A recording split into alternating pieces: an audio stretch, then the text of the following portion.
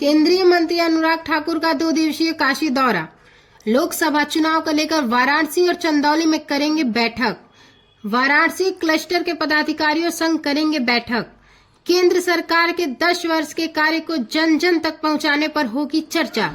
बैठक में काशी क्षेत्र के अध्यक्ष के साथ तमाम पदाधिकारी रहेंगे मौजूद। केंद्रीय मंत्री अनुराग ठाकुर का बड़ा बयान। भारतीय जनता पार्टी संगठन पर बहुत बल देती है। शीर्ष नेतृत्व के रूप में प्रधानमंत्री नरेंद्र मोदी जी हैं। इस बार 400 पार के लिए कार्यकर्ता कमर कस लें। 370 से अधिक बीजेपी को सीट दिलाने के लिए लक्ष्य रखा गया है। आगामी लोकसभा चुनाव में यूपी के सभी 80 सीटें जीतेंगे। भारतीय जनता पार्टी कार्यकर्ताओं की पार्टी है, संगठन पर बहुत बल देती है और जब हमारे पास संगठन से निकलकर देश के शीर्ष स्थान पर प्रधान सेवक और प्रधानमंत्री के रूप में नरेंद्र मोदी जी हैं, तो हमारे सबका कर्तव्य ये भी बनता है कि आगामी लोकसभा चुनाव के लिए अब की बार 400 पार, उसके लिए कमर कस लें, मोदी सरकार की उपलब्धियों नीतियों को जन जन तक पहुंचाएं, उसके संगठन को और मजबूत करें ताकि हर पोलिंग बूथ पर 370 से ज्यादा की लीड दिलाने का लक्ष्य रखा जाए।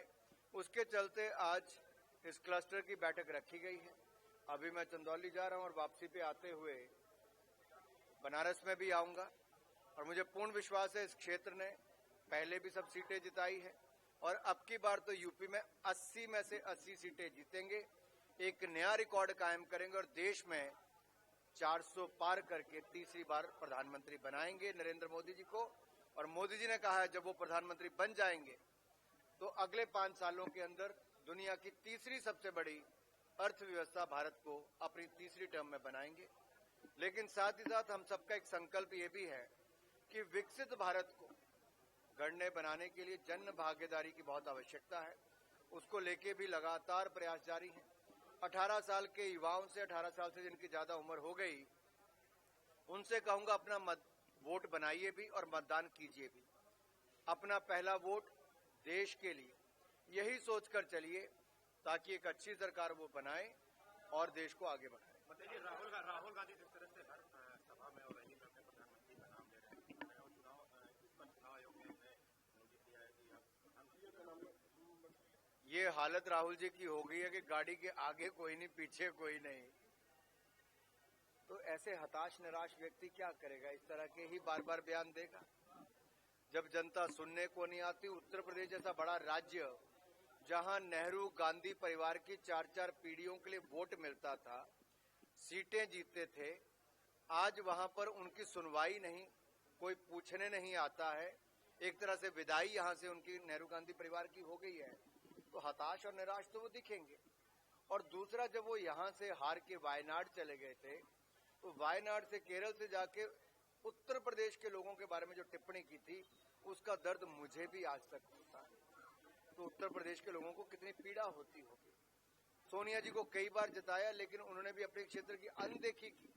तो अब वो उत्तर प्रदेश से भी राज्यसभा की सांसद नहीं, कहीं और से जाके क्या उनके सहयोगी गठबंधन दल भी उनके लिए सीट नहीं दे पाए? ये अपने आप में प्रश्न चिन्ह खड़ा करता है कि दिखावे का गठबंधन है, कुल मिला के ठगबंधन है।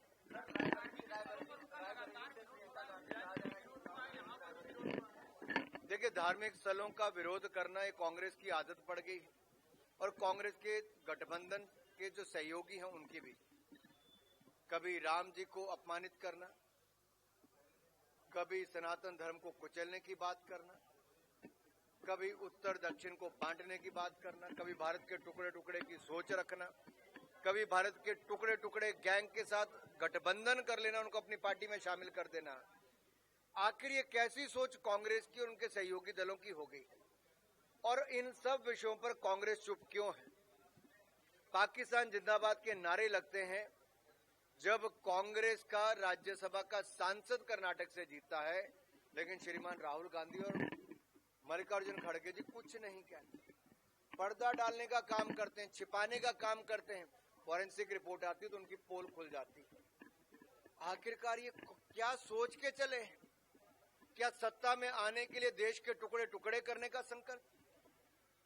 एक बहुसंख्यक आबादी को अपमानित करने का, सनातन धर्म को कुचलने का, देश को बांटने का, जाति के, क्षेत्र के, धर्म के आधार पर बांटने का, ये कैसी कांग्रेस और कैसा गठबंधन है? ये अपने आप में एक बहुत बड़ा प्रश्न चिन्ह खड़ा करता है कि कांग्रेस और कितना गिरेगी। इनकी सीटें तो गिर रही हैं, लेकिन साथ ही साथ इनका अपना स्तर भी गिर रहा है। ये कभी इतनी सीटें नहीं जीत पा रहे कि इनका नेता प्रतिपक्ष भी बन पाए। और जितने गंदे और भद्दे बयान अब दे रहे हैं, अब जनता भी तय कर लेगी कि सुपड़ा साफ कांग्रेस का होगा।